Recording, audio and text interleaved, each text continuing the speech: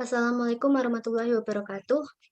Perkenalkan, nama saya Dela Yusli Katun Ulia dari Program Studi Sistem Informasi kelas C, NIM 2021-53128.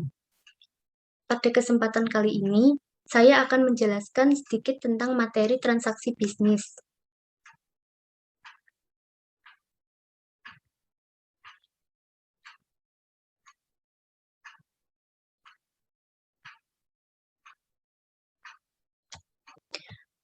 Yang pertama adalah persamaan akuntansi. Persamaan akuntansi adalah hubungan antara aset, liabilitas, dan ekuitas dalam sebuah perusahaan. Aset biasanya juga dikenal sebagai aktiva, sedangkan liabilitas dikenal sebagai kewajiban, dan ekuitas dikenal sebagai modal. Di sini aset sama dengan kewajiban ditambah ekuitas pemilik. Aset adalah sumber yang dimiliki oleh perusahaan. Kewajiban adalah hak kreditor yang mencerminkan utang perusahaan, sedangkan ekuitas pemilik adalah hak pemilik perusahaan.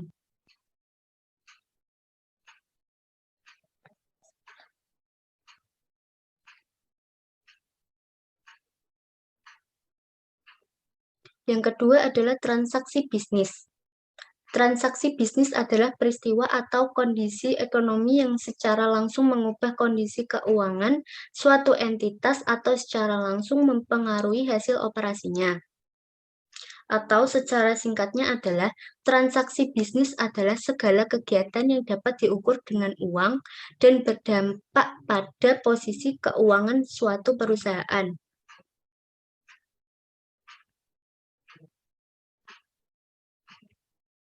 Pada tanggal 1 November 2005, Chris Clark mendirikan perusahaan yang dinamakan Net Solutions.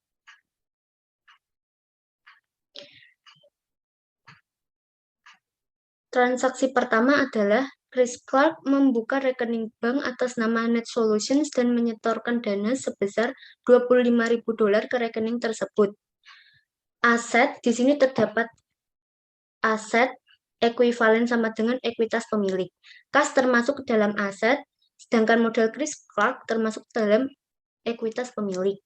25.000 masuk ke dalam kas, ekuivalen sama dengan modal Chris Clark, yaitu 25.000 menjadi investasi oleh Chris Clark atau menjadi modal awal perusahaan Net Solutions.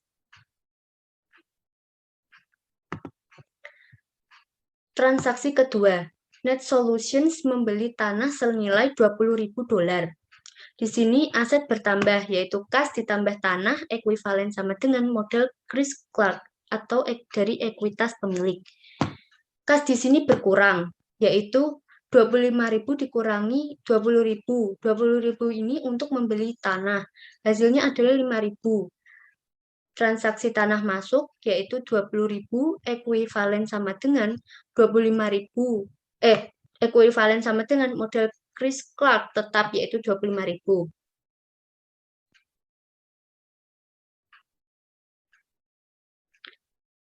Transaksi ketiga, selama bulan itu, Net Solutions membeli perlengkapan secara kredit senilai $1.350.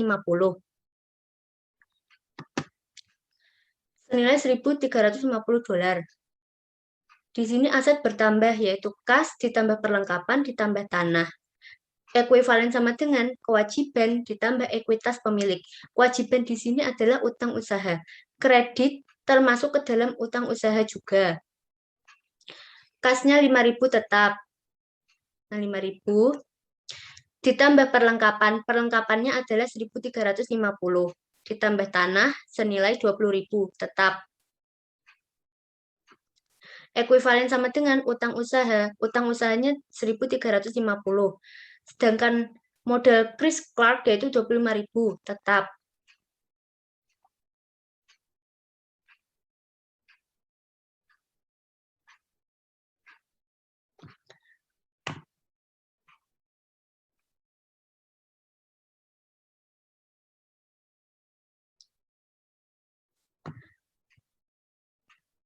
Kemudian net solution transaksi yang keempat yaitu net solutions memberikan jasa kepada pelanggannya, membukukan pendapatan sebesar $7.500 dan menerimanya secara tunai. Di sini aset kas bertambah, yaitu 5.000 ditambah dengan pendapatan sebesar 7.500. Hasilnya adalah 12.500. Ditambah perlengkapannya tetap 1.350, tetap. Kemudian ditambah tanah 20.000, tetap. Ekuivalen sama dengan kewajiban ditambah ekuitas pemilik, utang usahanya tetap, yaitu 1.350. Modal Chris Clark bertambah dari 25.000 ditambah dengan pendapatan, yaitu 7.500. Hasilnya adalah 32.500.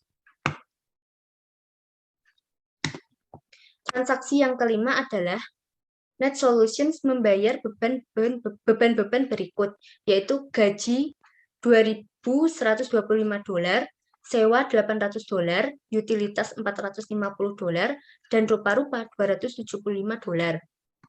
Di sini aset kas berkurang, yaitu 12.500 dikurangi 3.650.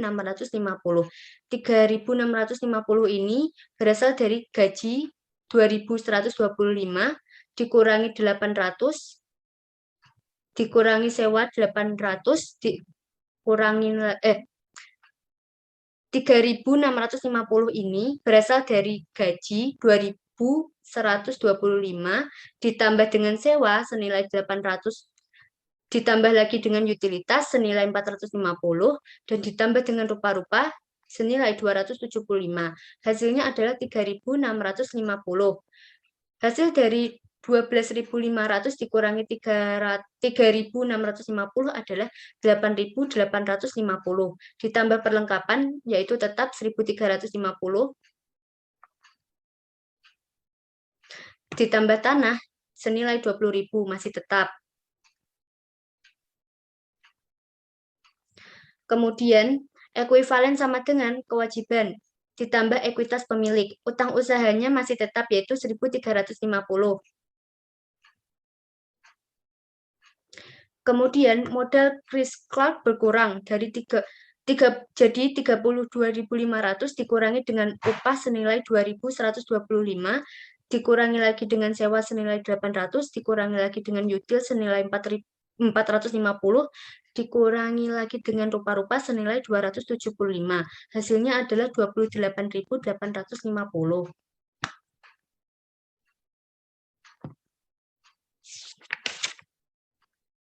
Dampak transaksi terhadap ekuitas pemilik.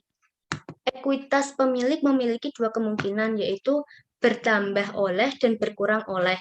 Ya, ekuitas pemilik akan bertambah apabila mendapatkan investasi atau pendapatan. Kemudian, ekuitas pemilik akan berkurang oleh penarikan pengeluaran atau beban. Beban dan pendapatan, selisih beban dan pendapatan yaitu laba bersih. Contohnya yaitu suatu perusahaan mendapatkan pendapatan atau investasi pemilik dan akan berkurang jika ada penarikan pembayaran atau pengeluaran. Jika saya mendapatkan sebuah pendapatan kemudian dipergunakan untuk suatu pembayaran, maka sisanya adalah laba bersih. Sisanya adalah laba bersih. Biasanya pendapatan lebih besar dari pengeluaran. Jika pengeluaran lebih besar daripada pendapatan, maka hasilnya adalah minus.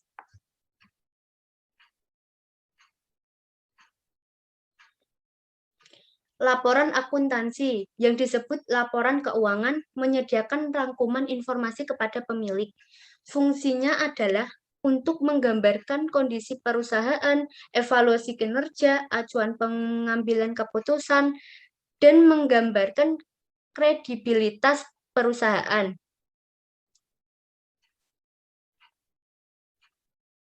Laporan keuangan itu dibagi laporan keuangan. Kemudian adalah laporan keuangan. Laporan keuangan dibagi menjadi 4, yaitu laporan laba rugi, laporan ekuitas pemilik, neraca, dan kemudian laporan arus kas. Laporan laba rugi adalah rangkuman dari pendapatan dan beban selama periode waktu tertentu.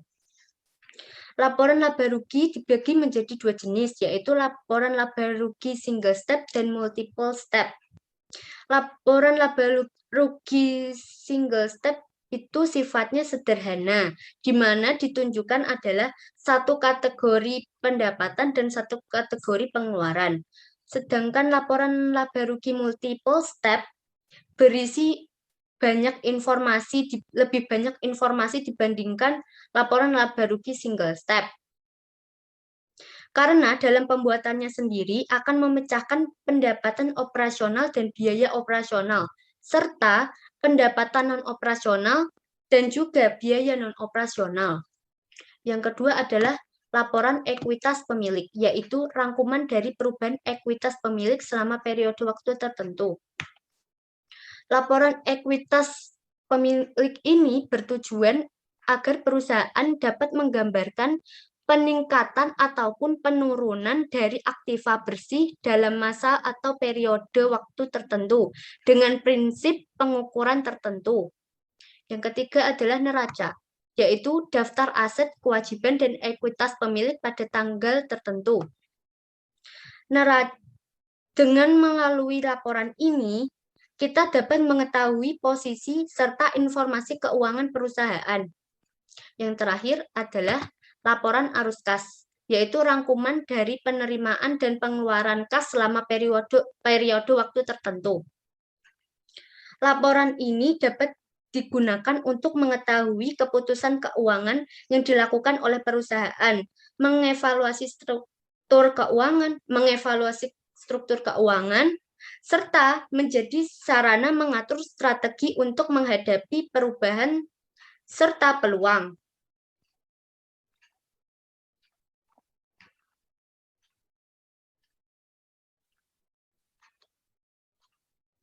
Kemudian, ini adalah laporan laba rugi net solutions untuk bulan yang berakhir pada 30 November 2020. Pendapatan jasanya adalah 7.500. Beban operasi ini ada beban upah, beban sewa, beban perlengkapan, beban utilitas, beban lain-lain. Beban upah senilai 2.125, beban sewa senilai 800, beban perlengkapan senilai 800, beban utilitas 450, beban lain-lain adalah senilai 275. Kemudian, total beban operasinya adalah 4.450, hasil dari penjumlahan beban upah, ditambah beban sewa, ditambah beban perlengkapan, ditambah beban utilitas, ditambah beban lain-lain. Hasilnya adalah ini. Kemudian, untuk mendapatkan laba bersih adalah pendapatan jasa dikurangi total beban operasi, yaitu 7.500 dikurangi 4.450. Hasilnya adalah 3.050. Hasil laba bersih ini kemudian akan dimasukkan ke dalam laporan ekuitas pemilik. Ketika neraca menampilkan kewajiban dan ekuitas pemilik di bawah aset, maka bentuk laporan yang digunakan.